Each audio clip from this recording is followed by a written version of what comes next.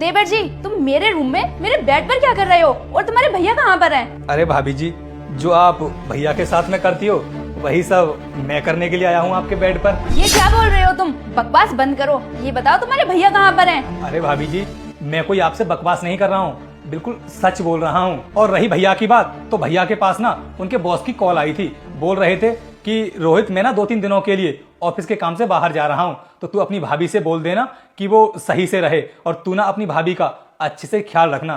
तो मैंने सोचा भाभी कि अब तो इस घर में मेरे और आपके अलावा तीसरा इंसान कोई भी नहीं है, तो क्यों ना भैया के ना रहने पर मैं ही आपका अच्छे से ख्याल रखूं। क्या वो ऑफिस के काम से बाहर गए हैं? लेकिन उन्होंने मुझे बताया नहीं। अरे भाभी जी, भैया ना जल्दबाजी में चले गए, वो मुझे ही बताकर चले गए थे। इसलिए मैंने सोचा कि भाभी जी, अब तो हम दोनों ही इस घर में अकेले हैं, और वैसे भी भैया आपको ज्यादा टाइम कहाँ दे पाते हैं। मेरी भाभी की भरी जवानी ऐसे ही निकली जा रही है, तो क्यों ना मैं ही भाभी का ख्याल रख लूं।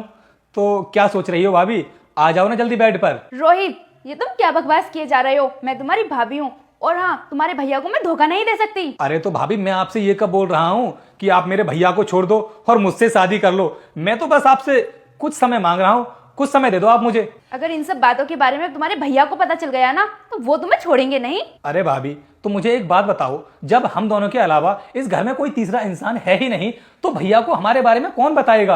अरे मैं तो बताने वाला हूं नहीं। और जब भाभी मैं आपको खुश कर दूंगा, तो मुझे लगता है कि तुम भी भैया को कुछ नहीं बताओगी। रोहित, मैं तुम्हें कितना अच्छा इंसान समझती थी, लेकिन मुझे नहीं पता था कि तुम मेरे बारे में इतनी घटिया सोच रखते हो। अब देखो भाभी, जिसके घर में इतनी सुंदर भाभी हो, किस देवर का मन नहीं पिघलेगा। और वैसे भी जब भी मैं आपको देखता था ना, तो हमेशा आपको देखते ही मुझे प्यार हो जाता था। लेकिन मैं ना अपने दिल की बात कभी आपसे शेयर नहीं कर पाया। जब मैंने सोचा कि अब भैया 2-3 दिनों के लिए घर से बाहर चले गए हैं, तो मेरे पास ना सबसे अच्छा मौका है आपको इम्प्रेस करने का और आपको समझ लो प्रपोज करने का। इसलिए मैंने आज आपको प्रपोज कर दिया। अरे भाभी, आप इतना टाइम वेस्ट क्यों कर रही हो? अब आप जल्दी से आ जाओ ना बेड पर, मैं आपको अभी खुश कर देता हूँ। अब तो तुमने अपनी सारी हदें ही पार कर दी हैं। रुक जाओ मेरे बेटे, मैं तुझे आशीर्वाद देती हूँ कि अगले सोमवार से पहले तुझे एक बड़ी खुशखबरी मिलेगी, और जो भी तुम्हारे मन की इच्छा है वह भी अवश्य पूरी होगी। लेकिन बेटा, तुम भी मेरे सच्चे भक्त हो, तो इस भले इंसान की वीडियो को लाइक सब्सक्राइब करके जाना। तथास्तु मेरे बेटे।